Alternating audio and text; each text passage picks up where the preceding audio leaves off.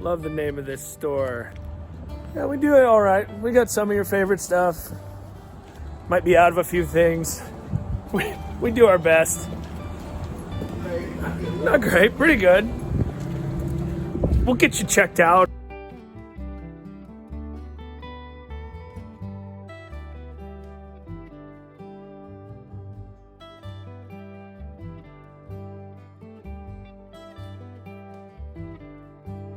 Last 20 minutes in the car with Drew McManus after driving 14,000 miles with him over the last however many weeks, 6 weeks. And I want to know some questions. I got some questions that I want to know some answers to. And Drew's who I'm going to ask the questions to from. So, Drew McManus, CEO and owner of Satsang, what was your top 3 favorite moments of tour? The show in Salt Lake was just a fucking rager, and the day of that show, we were all exhausted because of those drives, but I had like 7 hours of sleep over the course of those 2 days. I had the roughest that I felt was that day of in sound check.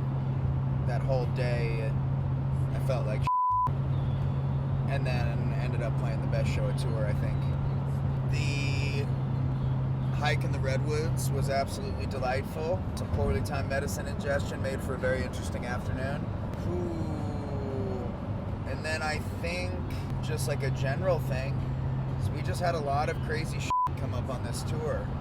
And I feel like we dealt with it really well. No one yelled, nobody raised their voice. Yeah, I feel like the crew and band just did a really good job of staying chill. Shout out Greg for just kind of being the permanent temperature gauge of how to handle conflict and stress. Manager Matt Fritz asks, what brings you the most joy about playing music? Dude, I don't, where we're at now, or like when we get to the level of selling thousands and thousands of tickets a night, I don't see the feeling changing of like seeing people en masse sing shit that I wrote in a notebook from my heart of just like this honest thing that I was feeling and trying to wrap my mind around, seeing that get turned into a song that other people sing out loud.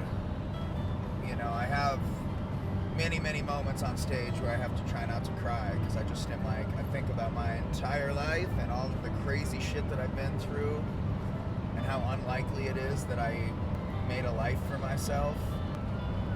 Yeah, so to see it play out where people are relating to it so much that they are listening to it enough that they can sing it with us in real time fills my heart up in a way that is beyond measure. And then from like a musical standpoint, dude, when we're playing and we're just on and everyone's,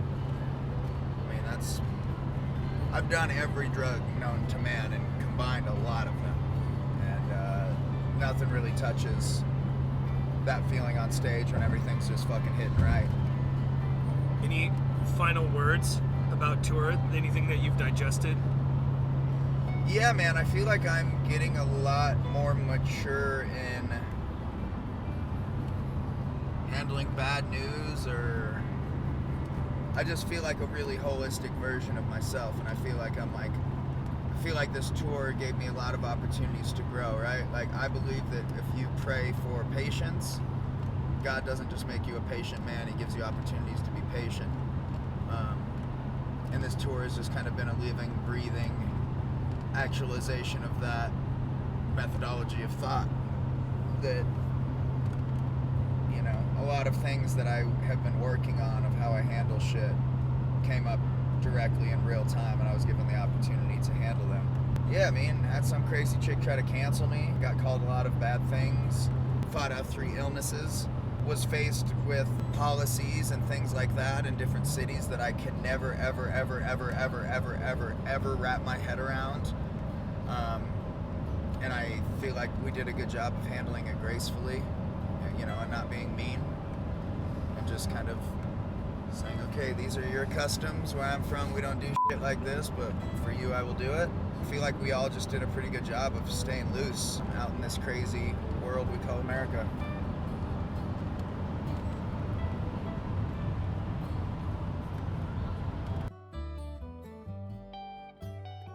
Well, I am all packed up and ready to go out on another tour with Satsang and the gang. And I realized I'd like put off doing this video for, I don't know, since October. And gonna try to put it together while I'm on the road. But I didn't really have any answers. And so I read this while I was out. Travels with Charlie by John Steinbeck.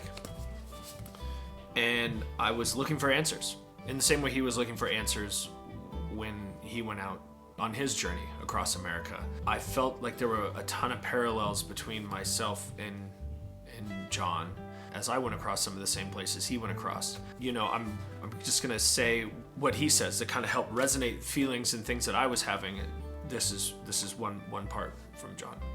It would be pleasant to be able to say of my travels with Charlie, I went out to find the truth about my country and found it, end quote. And then it would be such a simple matter to set down my findings and lean back comfortably with a fine sense of having discovered truths and taught them to my readers. I wish it were that easy. But what I carried in my head and deeper in my perceptions was a barrel of worms. I discovered long ago in collecting and classifying marine animals that what I found was closely intermeshed with how I felt at the moment. External reality has a way of being not so external after all. This monster of a land, the mightiest of nations, this spawn of the future, turns out to be the microcosm of microcosms to me. If an Englishman or a Frenchman or an Italian should travel my route, see what I saw, hear what I heard, their stored pictures would be not only different from mine, but equally different from one another. If other Americans reading this account should feel it true, that agreement would only mean that we are alike in our Americanness. You know, I bit off this gigantic chunk of the country, yet I was in and out of each city and town and landscape and geography. It was so vast that I felt like I was in this big thing, but there was so many little things like the microcosm that he's talking about. So it was helpful to have Steinbeck talk about these things. And as I go back out, and I'm going to see a whole bunch of more of the country that I haven't seen before and some that I have, and it's going to be through new eyes. I'm very excited. I realized also that when kids used to move to different cities out of high school, and you know, they're like, oh, you need to move, you need to get out of Billings, you need to get out of Coeur d'Alene, you need to, you know, live in a city, or so. I always felt like that seemed weird. But what I realized is it's not so much that we need to live in another city, it's that we need to travel and meet people and see people and meet them where they're at. See them in gas stations, see them in truck stops, see them in restaurants, in grocery stores, and go around and just realize like, oh, you're me, I'm you, we're all together.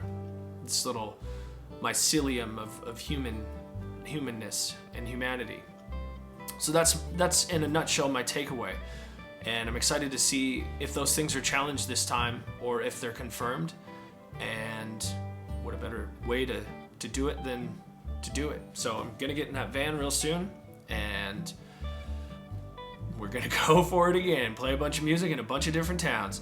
So thanks for watching, and stay tuned for more of these. See you soon.